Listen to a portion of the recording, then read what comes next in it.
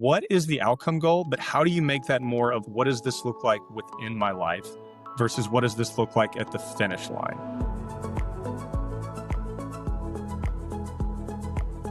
Hey everyone, welcome back. It's Ashley, and today I'm joined by Dr. Andy Bass, mental performance coordinator for my hometown team, the Pittsburgh Pirates. Andy's athletic journey began at Davidson College, where he played baseball before being drafted by the Tampa Bay Rays. And after his own experience of navigating the mental side of performance, he went on to earn his master's and PhD in sports psychology and motor learning. Today, he helps Pirates players build resilience, tap into mindfulness, uncover more of their identity beyond sport, and develop the mental skills that last far beyond the game. This is one of my favorite topics, so I'm very excited for this conversation. Andy, welcome to the podcast. Thanks so much for joining me. Thank you, Ashley. And you've certainly done your homework. And you mentioned your hometown of Pittsburgh. I see the 412 shirt on for the area code. So very nice. Gotta represent. So I'm excited, as I mentioned, excited for this conversation. As you know, this podcast is all about our personal journeys, and sometimes it's those unexpected moments where life doesn't go as we plan that can be a catalyst for what's next. So you have your own story of chasing the dream, playing professional baseball, played in college, got drafted by the Rays, and then faced a career-stopping experience with a sudden loss of ability to perform a movement or execute certain skills, which is this phenomenon known as the YIPS, which ultimately led you down a path to helping other players in the mental performance side of the game. So would love to start there. Can you take us back to that chapter in your life? What happened and what's the big takeaway there? Certainly. So yes, the yips, basically this sudden inability for me as a pitcher to throw a strike. I was never Greg Maddux. And for those that may not know, Greg Maddux was this pitcher that could basically put it wherever he wanted. I was never that, but I could throw the ball over the plate. And yeah, it was just a very weird thing for me to experience. I never thought I'd have a chance to play professional baseball. So for that to happen, I think a lot of imposter syndrome hit in at the time because I was never the best player on any team I was ever on. And then for me to have this chance to get drafted. So it was immediately this, hey, the voice in the back of my head of, you don't deserve this. Like somebody's going to figure you out. And then I think some of the self-fulfilling prophecy came in where it was, okay, well, what's the best way to show people that you don't belong, to not perform well?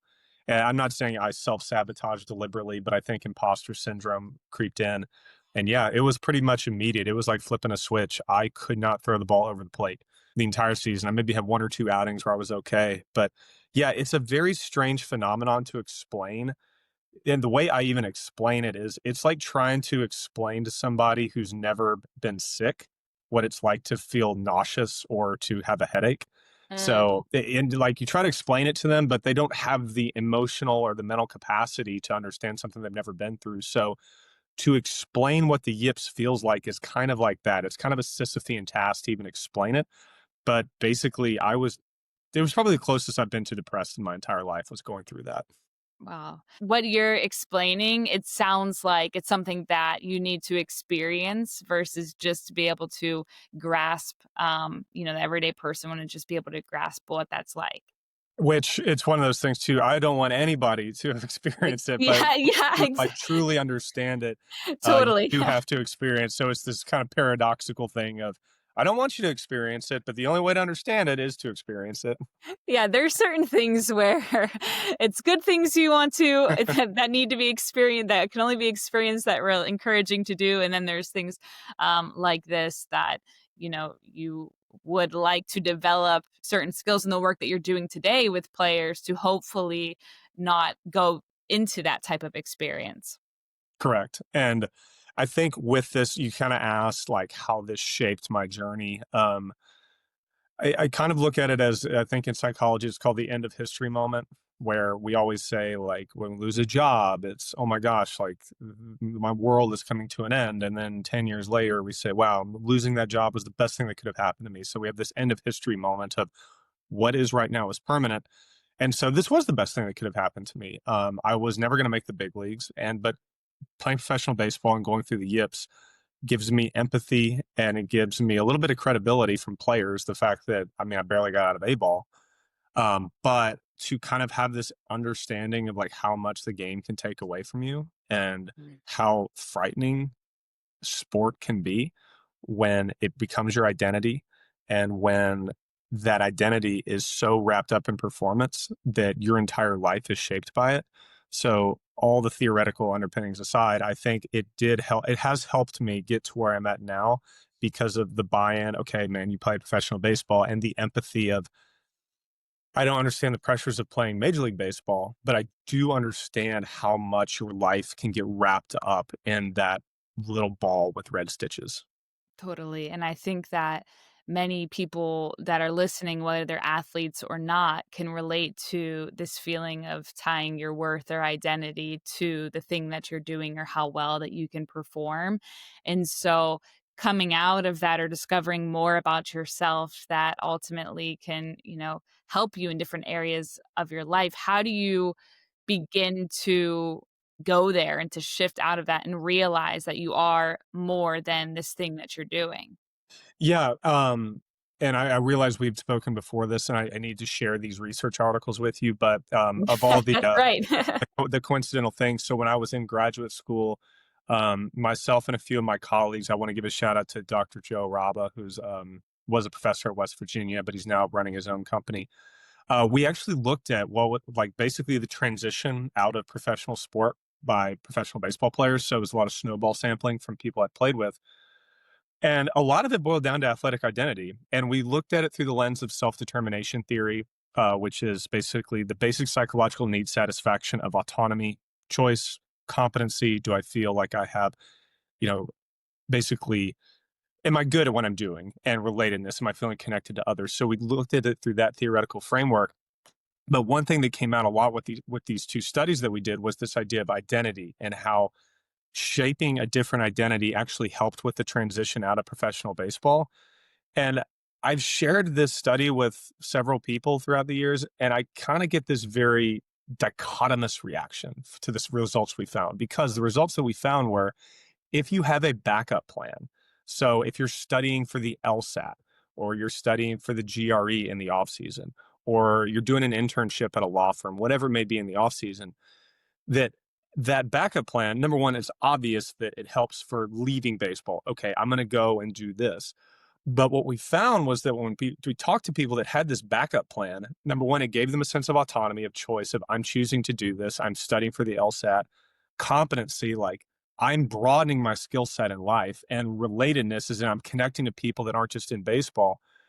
Even when people were doing this during the season, or they were studying, or they had this backup plan, this safety net, they found that they played better because they were more free in multiple different ways. Number one, they felt like, okay, well, if something happens, I'm fine. So I don't Mhm. need to like tie everything up in baseball. And two, subconsciously, these other psychological needs of motivation are being satisfied. And granted, I don't think professional baseball players are thinking, oh, my sense of autonomy is gone in baseball, which it is. My sense of relatedness is only tied up to my teammates. They're not thinking about it that way, but subconsciously, the fact that these psychological needs that are stripped away due to sport, let's just be real, most coaches kind of tell you everything you need to do at all times. Your competency is so wrapped up in the box score. And relatedness is probably there a lot, but like, let's say maybe you are an outsider in the locker room and you don't have a chance to cultivate that other places. By having this backup plan, their identity was able to be shaped and cultivated in different ways. And so they said that it helped them play better. But I will tell people that, and some people like yourself, I can see your reactions. Yes, that's great. I'll tell this to more like traditional folks, and they'll think, no, no, no, you need to be bought in, all in on baseball, all in on football, all in on soccer. And it's like, I'm sorry, I don't think so. I think that there needs to be this outside variation. So that was kind of what we found within these studies. It's so interesting going in with that kind of approach of having a plan B because to your point, I think as a competitive athlete, nobody wants to hear that a plan B is even an option Hmm. because when you're all in, you're all in on the sport. That's who you are. And so the thought of there could even be something else is like, does that take away from me performing, at my highest level here? But what you're sharing, it's freeing and Hmm. expansive and opens up other possibilities that go beyond.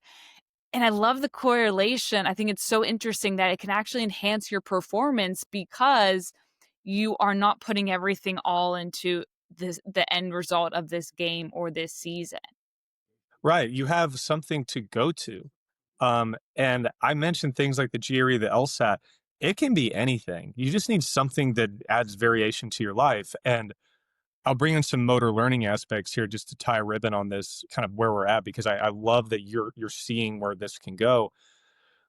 With motor learning, there's the idea of like variation. So repetition without repetition, Nikolai Bernstein. Basically, we can't repeat a movement pattern, but basically our minds and our bodies crave variation. So if we can't repeat a movement pattern and we can't repeat a lifestyle, the more variation that we add into our movement patterns as athletes, or we vary our lifestyle, we actually kind of create this more of a neuroplasticity environment in our heads. So by not going all in on baseball or soccer or golf, we are paradoxically going all in on baseball, on golf, on soccer, on football. When we can have these different aspects of our life that can be cultivated, we're going to be a better player. We're going to be a better athlete. We're going to perform better because we're going to have ways to be able to flush it. Okay, I'm going to go do this other thing now.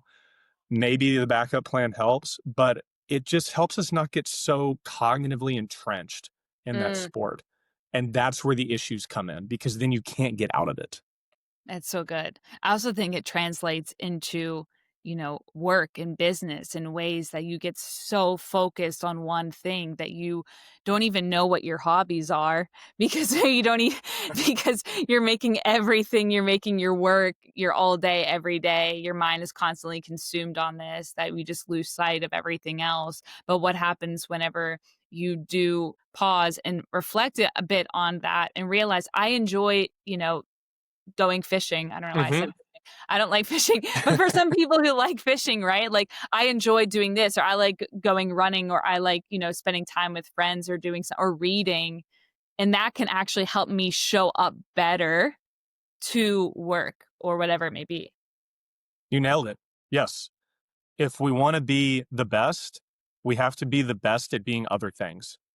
I love that. And I think, yeah, it's just when you try something new, just what that does psychologically, right? Where it's like you've never done a thing before. So you're creating all new, it's new memories, it's new ways of thinking and perspectives, etc. So what's your take on that of stepping out of your comfort zone in a way and trying something that's totally new? Yeah. I'm going to try to compartmentalize this because I think we could talk about this for several many hours, but I want to stick to it from like I'm going to probably take this in a way that's a little less more psychological and actually more like neurological. But the way that I would just explain this when I was like teaching classes at UT was you mentioned like trying something new. So variation and creating more elaborate memories by either doing a different skill, going to a different country, going to a different state, whatever it may be. The way that I would explain it, and in motor learning, the concept is called the elaboration hypothesis. But so if we do the same thing every day, or if we do the same kind of life every day, it'd be like so when I was growing up, we always went to Destin, Florida for our fall break. And when you're a kid, you go there and you get into your habits, and you go to the same restaurant and you do the same things. And it's like these are our rituals, these are what we do. But if you asked me if we went to Destin, Florida from the time I was 8 years old to the time I was 15, and for the most part we did the same thing every year, but obviously there's little tweaks in there. If you said, "Hey, what was different about when you were 12 versus when you were 15?" Well, because I did the same thing every year for the most part, I can't distinguish between them. It's like doing Mm. the same thing every day. But if between the ages of 8 and 15, we had taken trips to Destin, to Jackson Hole, Wyoming, to San Francisco, to Maine, to wherever, it was, oh, yeah, well, no, when I was 8, we went to Destin and we did all these things. And then when I was 9, we went to Wyoming and we did all these things. So by engaging in a varied lifestyle like that, we actually create more elaborate memories, and who wouldn't want that? And the other part of this, of trying new things, of trying and failing, and we can get into the growth mindset stuff that I'm sure all your listeners are very familiar with. The more fascinating aspect to the growth mindset and to trying and learning new things to me comes from this study done in 2003 by S. and Snow et al. Details are irrelevant. Have you come across this study? Have you heard about this about the nuns over in Europe? I have not. So I, if I misspeak, I'll get back to you when we're done with the podcast. But basically, what happened in this study is these nuns um, agreed to donate their brains to science after they died. Very fascinating. And so after they died, these researchers looked at their brains, and there was significant physical deterioration in their brains due to Alzheimer's and dementia, which would make sense. They're very old. But during their life, especially toward the end of their life, they showed virtually none of the performance detriments that are associated with those two diseases. And the hypothesis that they came up with was that, wow, well, these nuns are doing things that most people don't do when they're older. They were learning, different people were coming into the church. They were learning different names. They were learning different languages to be able to speak with people, to be able to read the Bible in different ways. They were learning different instruments. They were learning different ways to cook because they were, so encapsulated in this lifestyle that the thought was, wow, because they were challenging themselves to the day they died, because they were learning new skills, learning new languages, new instruments, what have you, it actually offset some of these neurological performance impairments, which to me is just absolutely fascinating. And compare that to kind of normal retirement in America. You're 55 and you retire down to Florida, you go down to Boca Yeah, it's and true. and you play golf 3 times a week, and then you go to the same bar every night with your partner. Yeah, completely different. So maybe that there's a reason why Alzheimer's and dementia maybe are so prevalent in our societies, because we're not challenging ourselves enough and we're not learning new things. And the last thing I'll speak before I shift this to you is I will mention this to coaches and athletes or even other people, and they'll say, "Oh, well, I do the crossword puzzle every day. I do Sudoku every day." Awesome. Great. The problem is that eventually you get really good at that. This is not about challenging yourself from just doing puzzles. It's challenging yourself in learning new things. Mm. It's so good. And you can start small in doing Hmm. that as well too. It doesn't mean that you have to go and do something where, how you were saying. I love the example you were giving about, when you would come down to Destin and then if you were to change cities each time, how that would be different, a And different you experience. create better, more elaborate memories, and you would Yes. know more of what you had done. I think about how we stretch ourselves cognitively and then just creating new memories where it's not tied to something else. You mentioned the growth mindset, and I would love to go there because I think sometimes um, there is there's comfort in the familiarity, and we may think because okay we're doing something on repeat that that's a good thing, and maybe okay you do keep getting better at the one thing that you're doing, but actually having this variety is not necessarily a sign of weakness, but it could be part of your growth. So, Yes, and open you up to something that maybe you never thought would be possible, and then it can change the whole trajectory of your life in a way too. absolutely. And what you said of it doesn't have to be, I mean, if you want to change things up a lot, great, but it doesn't have to be, oh, I'm just going to move to a new city and get a new job. It can be, no, for the next 6 months, I'm going to learn to play the flute. Or Mm, for the next year, I'm going to learn how to speak Mandarin. And I'm just going to do that for 15 minutes a day. It's kind of the atomic habit perspective of if you want to work out, if you want to get into exercising, saying, oh, I need to get to the gym 5 times a week and then there's 60 minutes at a time. No, just set smaller goals for the changes. It's whenever I get off a phone call, I'm going to do 5 push-ups. And it can be the same thing with learning a new language. It's okay, whenever I am uh, I get back, I have to go to the bathroom and I come back. I'm going to, listen to news in slow Spanish for 5 minutes. Just those tiny little things. We don't have to set these massive goals to create behavior change or to add variation or to find those neurological benefits that they found in the nun study. I appreciate you saying that because that's something for myself when I think about creating new habits or getting back into something where I can get overwhelmed by this like habit stacking, where it's like, Hmm. okay, you got to do all of these things. And now I've been taking that a step back where it's like, okay, what does this look like on a smaller scale? and still then realizing you're building up over time. Okay, then I can add a little bit, I can add a little bit, but recognizing my own capacity as well. Because also, Andy, what I found in that is when I habit stack so much and I try to make so much change at one time, I'm actually not doing anything. Mhm. Paralysis by analysis. Yes. And I'll kind of, we had the Chekhov's gun of self-determination theory earlier in the episode, so I'll bring it back. The Chekhov's gun is if there's a gun over the mantle in a play in Act One, it must be used in Act Three. So we're bringing it back in Act Two. Yeah. But the self-determination theory aspect comes in with these atomic habits, and that's actually this is not new. You should nod in your head.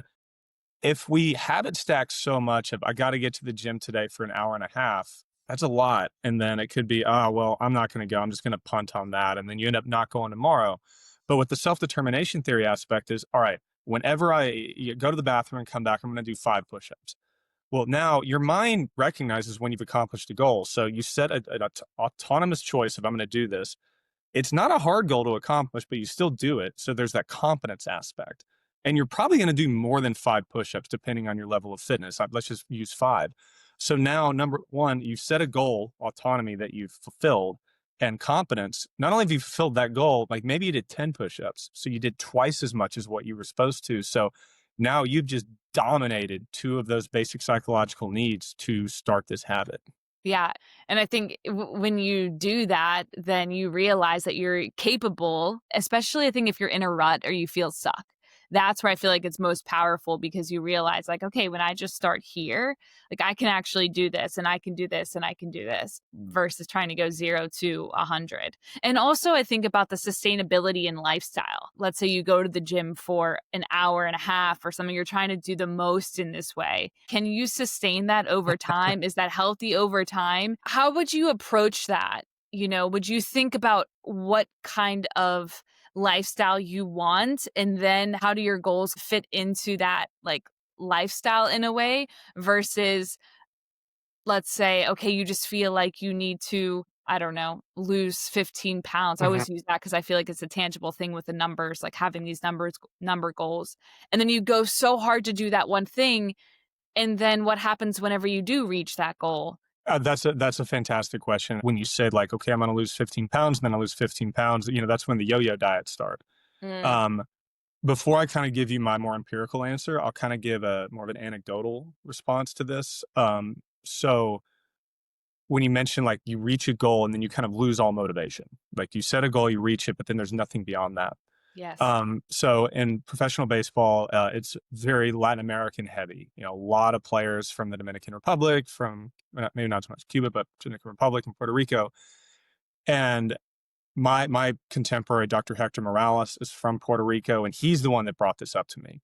And he said this is a very difficult issue when we sign Latin players out of the Dominican. The phrase you always hear of how do you get off the island? You hit your way off the island or you pitch your way off the island. So a Mm, lot of players will set up with the goal of signing with the team, and then getting to the States. Not even getting to the States in the big leagues, just, okay, I just signed for $200,000, which goes a lot more down there than it does in America. But now all of a sudden I can buy a car, I can buy a house, I can take care of my parents.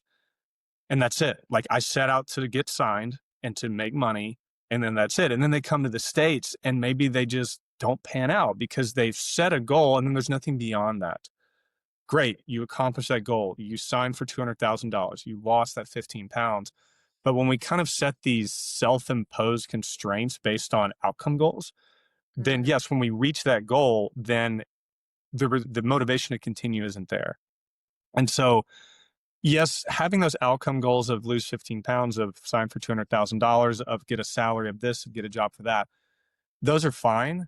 Um, but you want to have a bigger picture goal to continue with. So instead of I want to lose 15 pounds, it's I want to craft a healthy lifestyle and then backwards chain that of what goes into it. So when we think of goals, the best thing to do is outcome goals like 15 pounds to $200,000, the job, the position. Those are that's our fuel, but our focus needs to be our process goals. That's what drives us each day. So backwards chain, what is the outcome goal, but how do you make that more of what does this look like within my life versus what does this look like at the finish line? I love that shift because then I think also too we see ourselves in the process as well, where we can see those little wins along the way and be proud of ourselves. And it goes back, I think, to the beginning, some of the things we were chatting about earlier from the identity standpoint too, where we place so much on the performance, where a lot of times with the goals, I'm only as good as if I achieve this end thing that I set out for. So to me, it seems like that's also interconnected in a way, and just having that shift where then you can actually learn more about yourself in the process, which also is helping to shape your identity. Absolutely. All of this boils down to the achievement fallacy, which is basically that idea of like when we strive for something, we're not as fulfilled. But the more that when we think about goals and we think about how come I'm going for this, then that's going to cause a sense of introspection, and that's going to cause us to understand more of our identity. So goal setting is a really good way to not only like enhance lifestyle, quote unquote, but it's a really good way to learn more about ourselves of, okay, what am I doing to go after this and how come I'm going after this and what does this say about me? So, on that too, on the introspection note, what is your advice for somebody who wants to, go more inward, or how do we cultivate this mindfulness, and how does mindfulness play into the process? Many different avenues. Number one is everybody can benefit from therapy.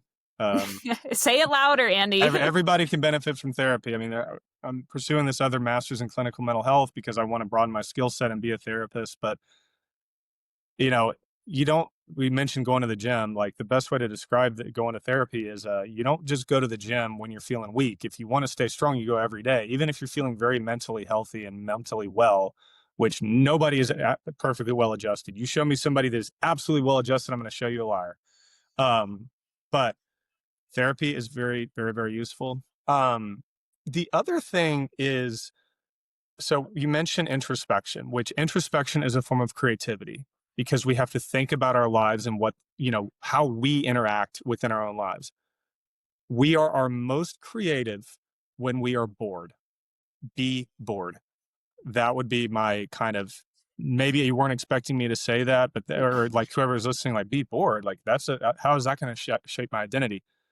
Be bored. Trust me. That's basically a form of mindfulness, but just be bored. That's all I'm going to say. Let your mind wander. We are our most creative when we're bored. So I'll mic drop it with that. Yeah, It's yeah, very, you are. it's very hard to be bored with phones, but yes, just be bored. I was just thinking through that whenever I am bored and how my mind wanders. And you just said it like just a couple sentences ago, that allowing your mind to wander in that way. And even paying attention to your thoughts Hmm. in that and seeing, Yeah, yeah, okay, that's part of it. But we're yeah. not good these days, and I'm not trying to say like back in my day kind of thing, but yeah, like we have all of human history in our pockets. But yeah, just allow your mind to wander. It's just another form of mindfulness. But yes, if we want to be introspective, be bored. But capitalistic society, kind of the Protestant work ethic, it's you need to be doing something at all times, or watching something, or getting better. A growth mindset doesn't mean learning for the sake of learning. It means being critical about things. But yeah, be bored. The best way to introspect is to be bored. And would you suggest in that then to not have, okay, like putting your phone away, kind of clearing yourself of any distractions that are at your disposal that can grab our attention, because we live in this, in this kind of highly influential society where there's something everywhere that could, that is speaking something to us. So, what does that look like in terms of clearing distractions and just allowing yourself to be in that space? Sure. I mean, I think that's certainly a plausible pathway of putting technology away. Um, I think sometimes that can get like kind of like the habit stacking, because sometimes there's so many devices around us at all times that by actually going overboard and like throwing things away immediately, it kind of creates this sense of I'm doing a chore versus I'm doing Mhm. something for me. So I mean, it can, you can kind of, we mentioned the backwards chaining of habits. Maybe instead of, okay, I'm going to sit here and watch YouTube for 15 minutes, and our brains don't know the difference between looking at screens, whether we're working on an Excel file or watching YouTube, just, I'm going to just go walk and listen to music at first. And I'm going to do Mm. that for 2 weeks. And that's going to be my boredom. And then I'm just going to try to walk without the music. And then I'm just going to try to sit and listen to music. And then I'm just going to try to sit and not listen to music. So it doesn't have to be a 0 to 60 thing, but just slowly start to, when you want to be bored, pull away the stimuli. It'd be so interesting. I do this with running, going for a run with music, going for a run without music, Mhm. going for a run with my watch on, going for a run without it, and just noticing kind of the differences in that and what comes up. And I think, yeah, there's a lot to discover in just that. And for me, it's inspiring in a way because I'm able to then notice what's happening just by those small shifts that we're talking about. So I appreciate that and not going the 0 to 60, 0 to 100. And Uh, there's your variation. You go on a mm, run without music. That was like going to Destin one year. And yep. then you go on a run without music, and that's like going to Jackson Hole the next time. Like your mind will experience different things. So this all boils down to variation. This all boils down to randomness in our life in a productive way. I love that. I'm curious your thoughts on burnout and how this can show up. Burnout can show up in many areas of our life, I think, as an athlete in the sport, but also with work and also just in general, and how it kind of trickles down and affects different areas of our life. And that can be hard to recognize when you're in a go, go, go, go, go mode. So, how can variation also help to decrease, or maybe avoid some of that burnout? And how do you help athletes or people in general start to recognize the signs of burnout? Mhm. To kind of get to the first part of the question, I'm happy that there's a theme that's running through this. The best way to combat burnout is to add variation. And we could get into like the ideas of like stochastic resonance and differential learning within motor behavior, but our minds and our bodies, the mind body dualism, if our bodies work a certain way, our minds work very similarly.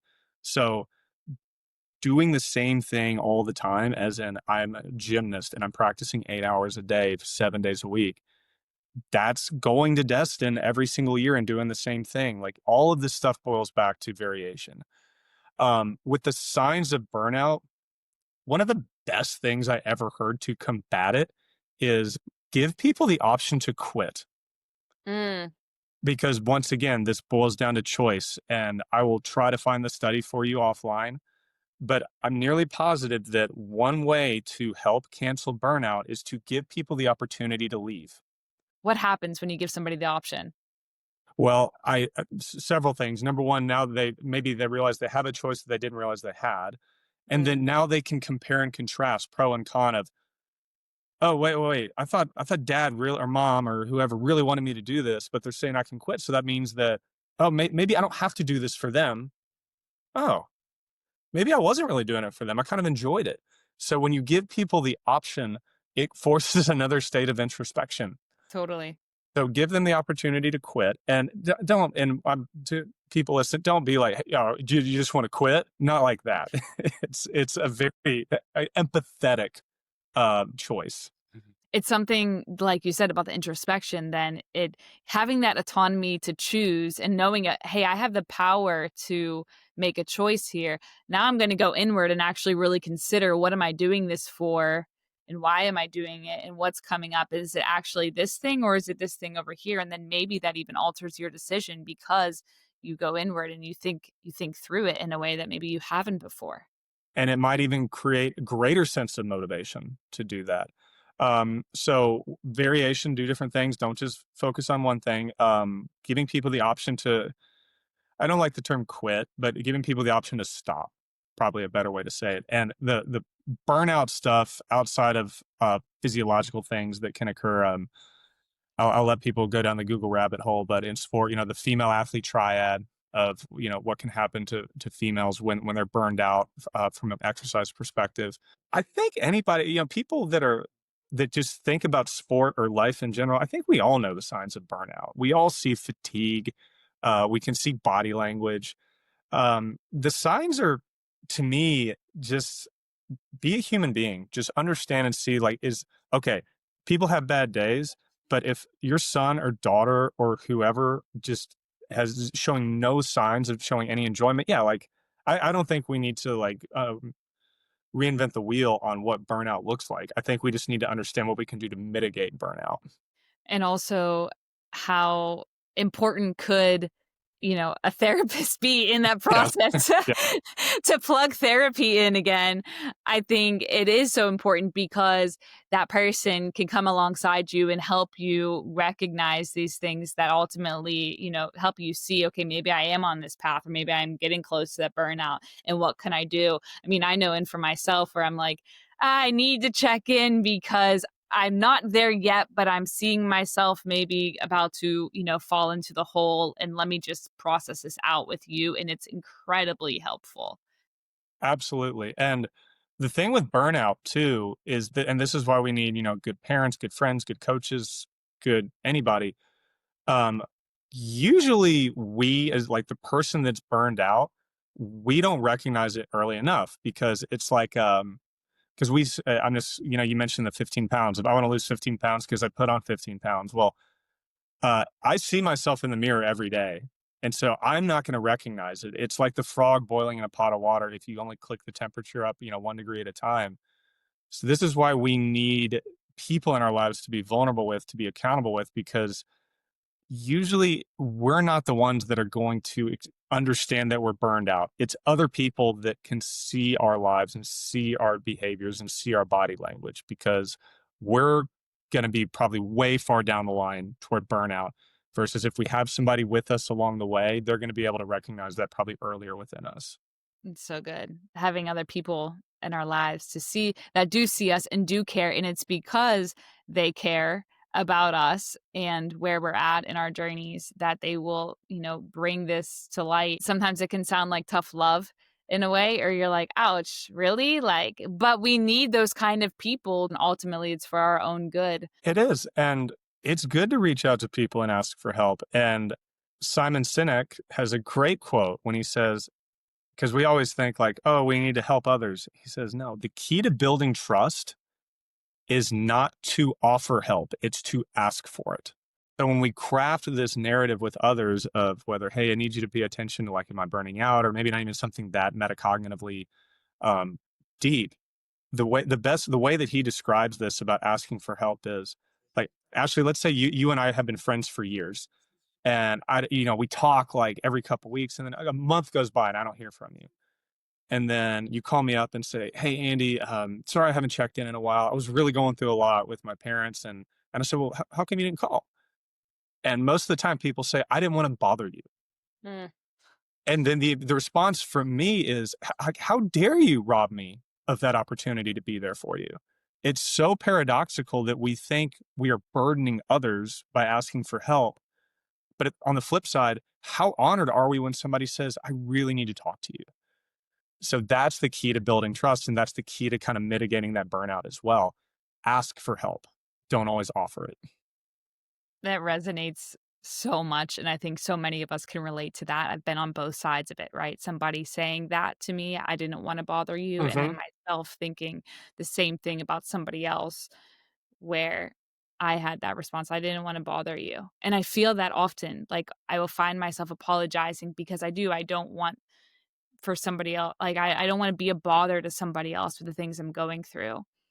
And then when I think about when a friend needs me, and that it's such an honor to hold that space for somebody else, to be there with them in their process and to come alongside them. And if they didn't reach out, I would be like, to your point, what you just said there, like, why didn't you? Like, it's an honor. And that's, I think, in friendship, why friendship is so powerful, relationships are so powerful that we can show up for one another in that way. It's such a good reminder. I appreciate you going there with that. Yeah, and it's certainly there's nothing new under the sun. I heard that from the great motivational speaker Simon Sinek. So I always want to, even though not a personal friend of his, but Yes. stuff to look out. But yeah, like the key to building trust isn't to offer help; it's to ask for it. I love his work too, and there's something else when you were sharing that, it reminded me of what he says about the 8 minutes. I don't know if you've Yes. seen that, but it's like that signal to somebody, like, when someone says you have 8 minutes, it's like, I just need you on the other side to hold that space, and I think that's such a gift that we can that we have in friendship with one another. So another reminder of that too. It is. And when somebody says, hey, I need 8 minutes, the good questions resonate more than smart answers. When people ask for help, that doesn't mean that they want advice. It just means that they just want somebody to listen to them. You mentioned about the 8 minutes, and I'm bringing up something I heard a sociologist talk about during COVID when he said, the most important thing we can give somebody is our time, as in sharing space with them. So when somebody asks us for help, that doesn't necessarily mean that they want advice from us. It can just mean that we just need to listen to them. Yeah, it's so powerful. It's the space that people hold. It's the way that somebody else shows up in that with us. It's like, that's actually all I need. Like that's why I like the question, what does support look like? In friendship, whenever you are close to somebody or someone's going through something, it's like, what does support look like for you right now? Because I could think that I'm helping by doing X, Y, and Z, but what it is you actually need might just be somebody on the other side of the phone just listening. And so I love that because, yeah, it helps us just better show up for one another in our relationships. And yeah, it's so powerful. Gosh, yeah, I think about, yeah, relationships are just like everything, you know, in our journeys and our walk. And I think about people in my life who've come alongside me. That's why I'm like, gosh, I love that we went there in this conversation. So thank you, Andy. No, thank you. I mean, this is iron sharpens iron. We navigated this conversation, and it was I'm really happy where we landed, particularly with the idea of we all think we're better listeners than we actually are, and I personally think listening. I think the best compliment somebody can give me, and I can give somebody else, is you're a really good listener. Hmm. But we're not good as human beings at listening very well. So I think the best advice, since I just said advice isn't what we need, it's constantly craft the skill of listening because it is such a powerful tool to have. I love it. And it's such a gift that we can give Yes. somebody else. Anyways, again, another great reminder to listen and practice that. Thank you, Andy, for being here, for being part of this podcast. I love having this conversation. And again, like there's so many different directions that we could go. And I know that we could continue on in different ways, but this is such a fascinating topic to me. And I think so important, whether you're an athlete or not, but just tapping into that identity and who it is that we are, and how we can continue to evolve and really just tap into these possibilities within ourselves. So thank you so much for being part of this. It really means a lot. Thank you so much. And having been on the call for now, 45 minutes, you are a really good listener. Thank you, Andy. I appreciate that. Absolutely.